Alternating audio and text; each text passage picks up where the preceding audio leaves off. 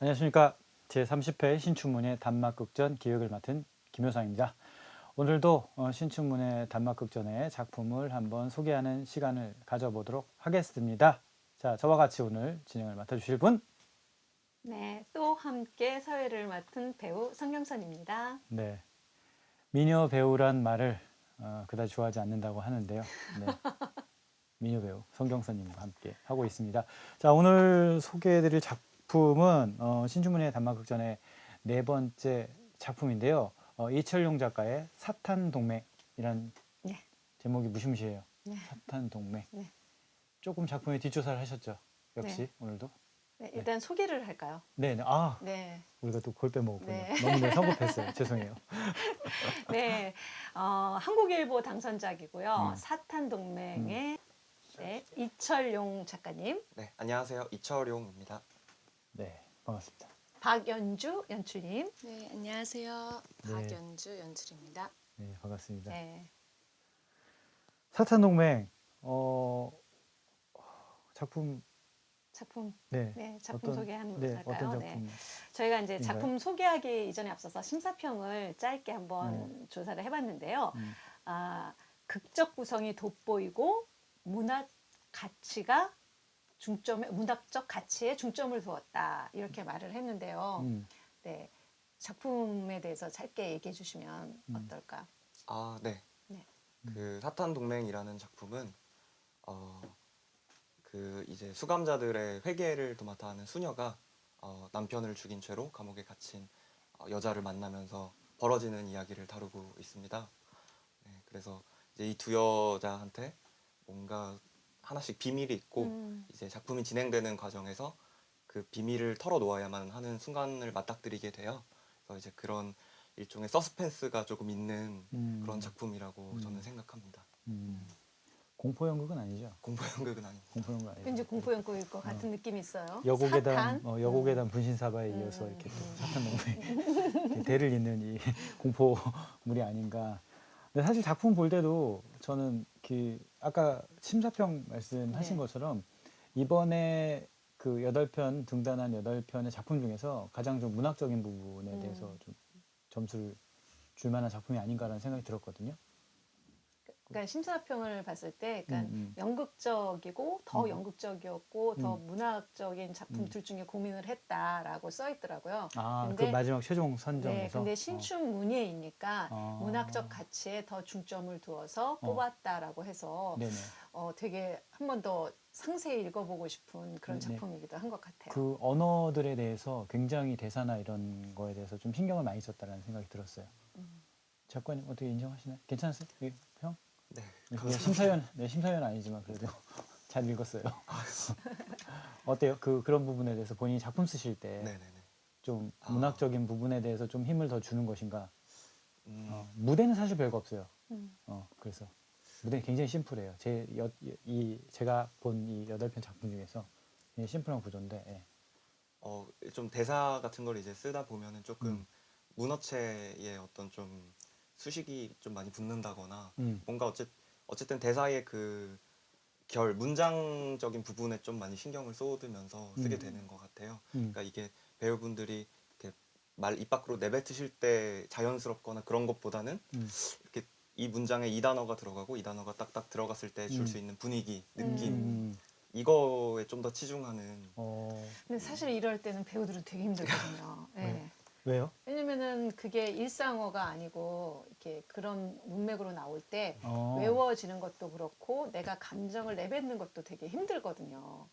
예. 그런데 사실 그것 또한 상황을 이해를 하게 되면은 쉽게 나오는데 그 이해까지 가기가 일상어가 아니기 때문에 배우들은 되게 그때 이제 많은 공을 들이게 되죠. 그 작품에. 네. 그러니까 사실 그 문학성이라는 게 어떻게 보면 그 희곡을 읽었을 때 그 희곡도 희곡이지만 약간 단편 소설 하나 읽었다라는 느낌이 들었거든요. 그러니까 그게 지금 저는 뭐 배우가 아니어서 모르겠지만 그 문학성이라는 것도 사실 우리가 좀 판타지로 갖고 있는 언어들, 우리가 늘 머릿속에 좀 생각해오는 언어들이나 그런 장면들 같은 거잖아요. 진짜로 그러니까 그런 게 극에서 보는 얘기들이다라는 것 같은 느낌? 너무 오히려 그냥 일상의 어떤 현대적인 언어가 아니라 연극이니까 만날 수 있는 언어들 뭐 이런 느낌으로 다가가지 않을까 이렇게 생각이 드는데 그런 거에 고민했다라는. 아, 네, 그러니까요. 되게 정확하게 짚어주신 것 같아요. 예. 이제 저희가 자꾸 이제 문학적 얘기하니까 음. 마치 그 무대화나 뭐 희곡적이지 않은 느낌인 것 같이 말이 자꾸 이제 되는데 희곡을 쓰셨는데 그 무대화를 어떻게 생각하시고 쓰신 건지 아니면은 이런 희곡 작품들을 많이 쓰셨던 건지 그게 궁금해요. 아, 뭔가 이렇게 완성된 희곡을 만들어낸 것은 이번이 두 번째고요. 무대, 두 번째 만에? 네네. 두 번째 만에 등단한 거예요? 희곡 등단. 아니, 뭐 어디 내기는 많이 냈었죠. 이렇게 뜨문뜨문. 아니 그래도 그러니까 아니 여러 편을 쓰긴 썼어요. 이제 네네네. 쓴 건데 이제 자기가 완성돼 있다고 네. 생각한 작품입니다. 아니 완성도에서. 네, 이렇게 마지막에 막 하고 방점을 딱 찍은 작품은 두 작품밖에 없었던 거죠. 네. 어. 네, 그래서 무대화를 어떻게 할지 쓰면서 이제 많이 생각을 해보게 되잖아요. 근데 이제 저 같은 경우는 그런 쪽의 상상력이 아직 많이 미숙하다라는 생각이 들어서 아, 정말 좋은 연출님을 만나서 좋은 작품이 만들어지면 되겠다 그렇게만 생각을 했습니다. 아 그럼 이 작품을 그러면은 네. 지금 이번에 신춘문예 때 쓴 게 아니고 조금 됐어요? 쓰신 지가? 아, 조금 묵혀놨다가 어. 다시 꺼내서 조금 수정을 수정했어요? 하고 네, 퇴보를 하고 숙성을 했구나. 네네. 몇 년 묵었어요? 1년 정도 묵었어요. 1년 정도? 네. 그러니까 좀 다시 보이지 않아요? 그럼 내일 때 다시. 네, 그렇죠. 그래서 이제 매일 밤마다 다시 보고 또 다시 보고 이런 과정이 있었던 것 같아요. 저는 좀 이 대본 읽으면서 약간 그런 게 궁금했어요. 작가님의 어떤 이게 좀 종교적인 얘기, 또 선악에 대한 어떤 그런 느낌이 있는데 그런 질문들을 좀 던지는데 실제 그 종교 활동을 하시나 그런 거에 대한 연관성이 있는지 평소에. 이제 일단 저한테 이제 종교가 있지는 않고요. 근데 이제 어떤 종교적인 토픽들에는 좀 관심이 많았던 것 같아요. 어떤 믿음이나 신앙의 문제가 되게 우리한테 시사하는 바가 많잖아요.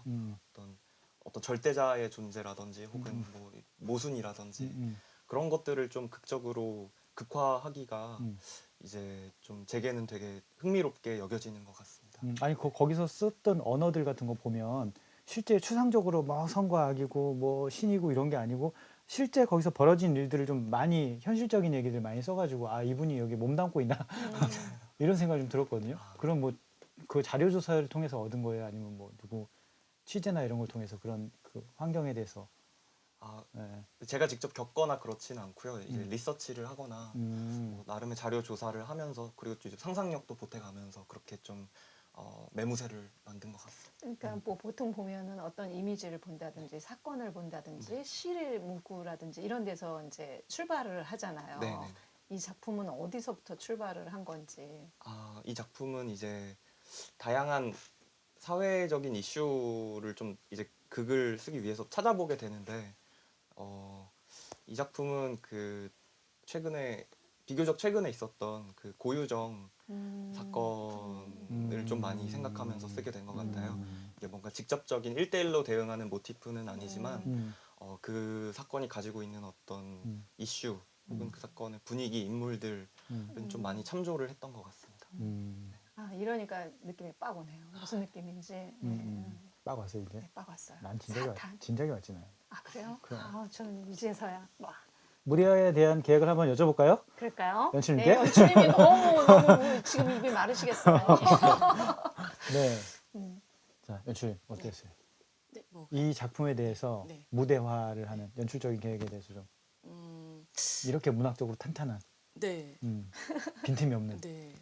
일단은 뭐 사실 이 작품을 이제 연주가가 처음에 이제 신춘문예 된 작품들을 다 보고서 선택할 수 있는 그 과정이 있어요. 그래서 저는 사탄동맹을 너무 하고 싶은 1순위였는데 그게 일단 됐어요. 그래서 1순위 시원. 네. 했는데 이제 신춘문예 단막극전의 어떤 특성도 있는 거잖아요. 10분 만에 전화를 해야 되고 그래서 처음에 상상했던 것들을 다 할 수는 없지만 좀 그 짧은 시간 안에 굵직한 어떤 상징이 좀 있었으면 좋겠다 생각해서 되게 많은 고민들을 하다가 뭔가 이게 구현이 될지 아직 확실히는 모르겠어요. 지금도 저희도 여러 가지 방안을 좀 고민하고 있는 중이라는데 객석부터 무대를 반으로 가르고 싶다라는 생각이 굉장히 많이 들었어요. 우리가 뭔가 선과 악이든 이런 기준에 대해서 절대적인 선이 있는 거잖아요. 어떤 그 경계가. 그래서 그걸 뭔가 무대에서 표현하고 싶다라는 생각을 굉장히 많이 하고 있고요. 네, 그게 현실적으로는 이 아르코에서 우리가 공연을 했을 때 얼마만큼 구현이 가능할지는 모르겠으나 그런 생각을 하고 있습니다. 무대가 그러면 일단은 크게 관객들도 어떻게 보면 이머시브라고 해야 되나요? 관객들 자체가 그 안에 그걸 느낄 수 있게, 예, 함께 느낄 수 있게. 네, 그렇게 그러니까 뭔가 무대와 객석의 경계를 우리가 나누잖아요. 그게 아니라 무대랑 객석을 하나로 이렇게 하나로 해가지고 이 반을 가르고 싶다라는 생각이 좀 많이 들었어요.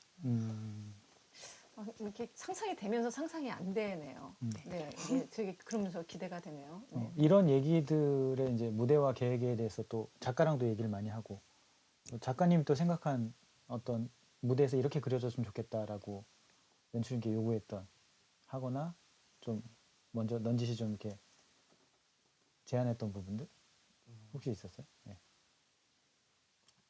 일단 뭐 연출님하고 터진님하고 같이 대화를 많이 했던 것 같아요. 그러니까 일단 제가 이제 쓰면서 생각했던 의도나 메시지가 충분히 담겨졌으면 좋겠다라는 말씀을 가장 많이 드린 것 같고 연출님도 그것에 대해서 잘 이해를 해주셨었고 터진님하고도 같이 얘기를 하면서 뭔가 되게 서로 이렇게 좀 존중하는 분위기가 속에서 좀 이렇게 잘 만들어지고 있다라는 느낌을 작가로서는 받았던 것 같습니다. 드라마트루그 오늘 네. 안 오셨는데 네. 드라마트루그랑 무슨 얘기를 좀 하셨어요? 오늘 드라마트루그가 안 오신 드라마트루그가 누구죠? 이유영. 이유영 선생님. 선생님이세요. 이유영 선생님. 네. 안타깝게 못 오신 거죠? 네. 이유영 선생님 안 오셨답니다. 근데 아까 말씀하신 것처럼 연출님이 반으로 가른다는 말씀을 하셨는데 그거에 대해서는 어떤 의견을 갖고 계세요, 작가님으로서? 저는 좋다고 생각합니다. 반으로 가른다는 것이 일단 제가 생각했던 그 작품 안에 있는 어떤 선악적인 부분, 그러니까 그 작품 안에서는 되게 이분법적으로 조금 선과 악이 좀 표현이 되어 있어요. 근데 이제 그런 맥락에서 무대를 반으로 가른다는 거는 이제 그런 의미를 좀 강조해 줄 수 있는 되게 좋은 표현 방법인 것 같다고 생각합니다. 평소에 그 작품이나 이렇게 소재 발굴에서도 그런 쪽의 주제 이런 걸 좀 관심을 가지시는 편이세요? 그런 쪽, 인간의 선과 악이나 뭐 이런 부분에 대해서? 네, 뭔가 필연적으로 생각해 보게 되는 것 같아요. 네. 그 선과 악, 그러니까 우리가 선하다고 생각하는 어떤 것과 악하다고 생각하는 어떤 것이 사실은 그 반대일 수도 있고 전복될 수도 있는 거고 상황에 따라서 네, 이제 그런 게 또 극적으로 좀 활용하기 좋은 테마인 것 같다라는 생각을 자주 합니다. 알겠습니다.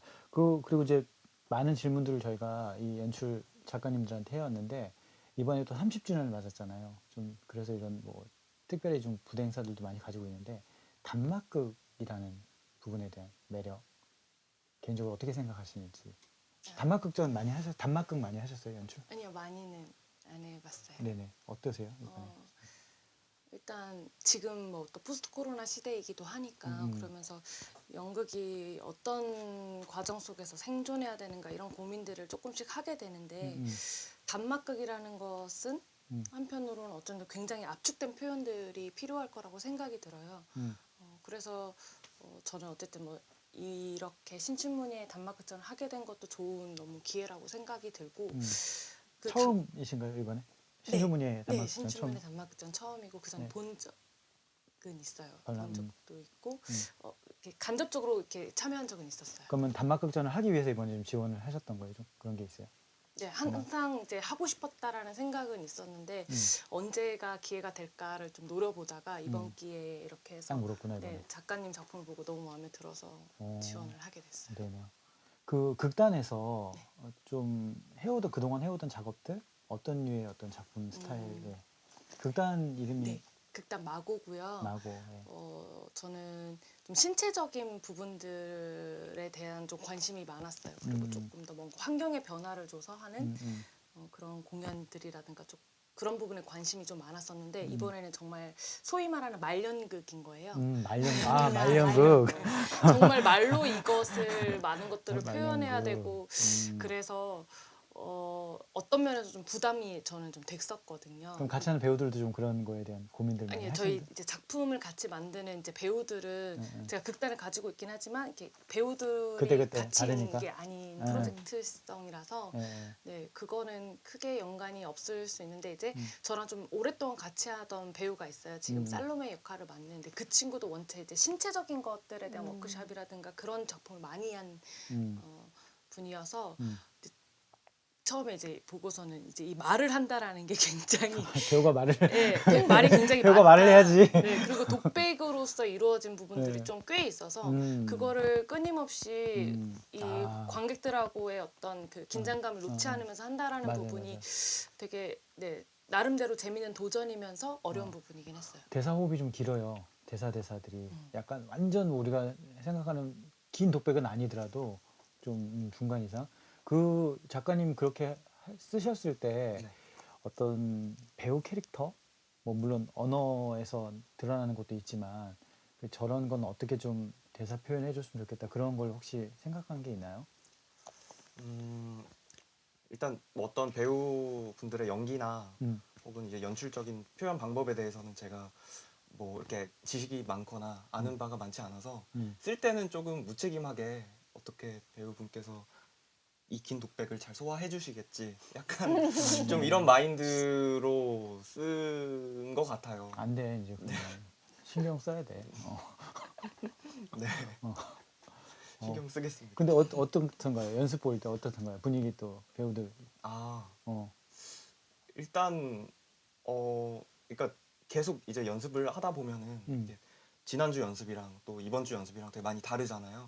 근데 이게 변화되고 있는 게 되게 저는 그 연습을 일단 지켜보는 것만으로도 뭔가 영감을 많이 받는다고 해야 되나? 뭔가 좀 기분이 좋고요. 좀 활기가 생긴다고 그냥 해야 마냥 되나요? 좋은 거야 지금. 그냥 저기 나 저렇게 안 썼는데 이런 게 아니고 그냥 네. 그냥 신기하고 막 그런 거예요? 약간 그런 거 50%. 그 다음에 이제 잘 되어가고 있구나. 어떤 안도감 50% 그래요. 이렇게 있는 것 같아요. 잘 나올 것 같아요. 네. 분위기. 그러니까 뭐 그렇게 또 느낄 때도 있잖아요. 나는 저런 느낌으로 쓰지 않았는데 배우가 이렇게 대사를 쳐줄 때 보면 신선하면서 저게 낫네. 그럼 다음번에 대사 구성을 할 때나 캐릭터를 이렇게 할 때 이런 걸 좀 써야 되겠구나, 그런 생각도 좀 들지 않아요? 그런 어떤 힌트 같은 것도 많이 얻어가죠. 예, 네. 예. 네. 사람들이 이렇게 해석하고 이걸 이렇게 네, 네. 해석하고 있구나라고 해서. 예. 그러니까 문학적인 또 느낌인 만큼 되게 다양한 해석과 어떤 그쵸, 사람이 하느냐에 따라서 느낌과, 좀 네. 다를 것 같아요. 예, 참 기대가 많이 되고 문학적인 그 느낌이 되게 풍부할 것 같은 작품인데 뭐 되게 많은 얘기를 해주셨어요. 사실 뭐 지금 작가님하고 연출님께서. 그랬지만 마무리하는 의미로 사람들한테 난 이런 거 좀 던지고 싶다, 이번 작품에 관한 시사점 어떤 점 좀 봐줬으면 좋겠다. 연출님 혹시 어떠세요?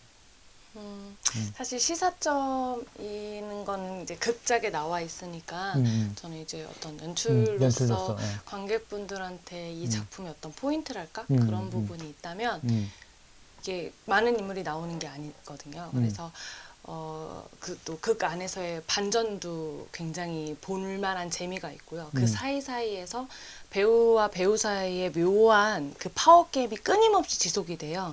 굉장히 긴장감 있게. 그래서 그 부분들을 좀 더 유독 관심 있게 봐주시면 즐겁게 작품을 보실 수 있지 않을까 생각합니다. 작가님은?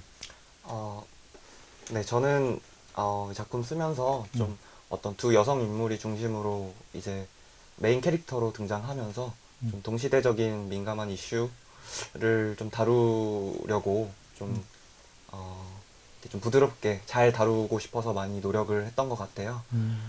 그래서 그런 부분에 있어서 함께 연극을 보시고 좀 같이 이렇게 인식을 확장할 수 있는 좋은 기회가 되었으면 좋겠습니다.